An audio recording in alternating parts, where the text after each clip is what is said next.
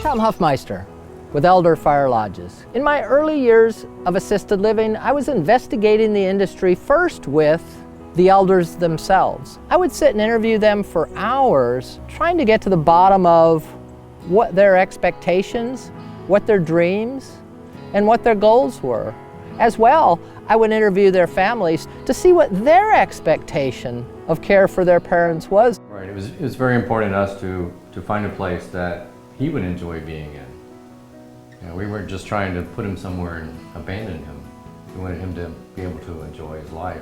We discovered that there was a huge difference between how the industry was serving elders today and what the elders and their families expected.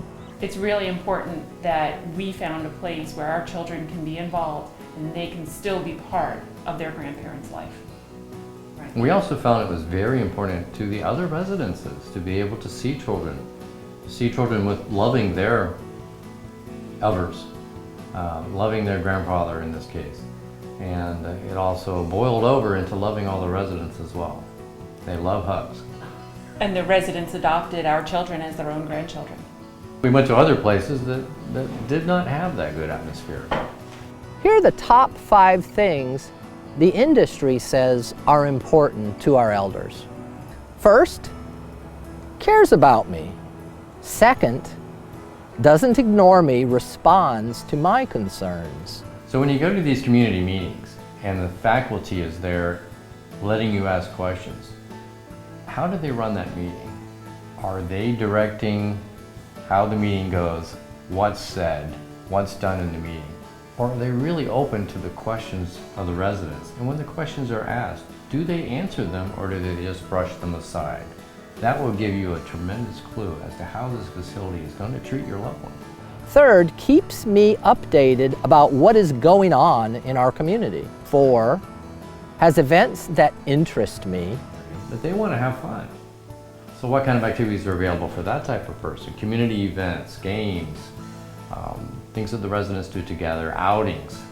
Are they open to what the residents' needs or desires are? When we were volunteering, somebody moved in with a huge collection of pressed flowers.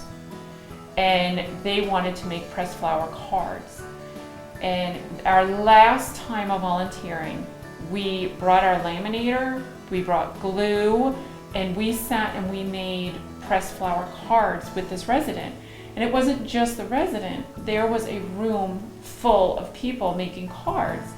And they were cold pressing the flowers on, and so we laminated half the card so they can still write on the other half, but the other half was laminated and it was heat laminated. And she was so happy. And that was, that one day, that was the beginning of her making cards again. And then there was other people that joined us that never ever left their apartment, and that was the first time they came out. So this became just a group that ended up doing things together as time went on. And so a facility that is open to changing things up and meeting the residents' needs is extremely important. And 5, great dining opportunities. So there's another aspect of living in a place is what type of food are they going to serve and when do they serve it? How do they serve it? How does a care home deliver food in a manner in which your palate still is discovering freshness and variety? Do the residents get food that they desire? Because every resident has different tastes. One person might want peanut butter and jelly sandwiches all the time, whereas another resident wants a great variety of food. If you have any further questions, feel free to call us here at ElderFire Lodges. We'd be pleased to help.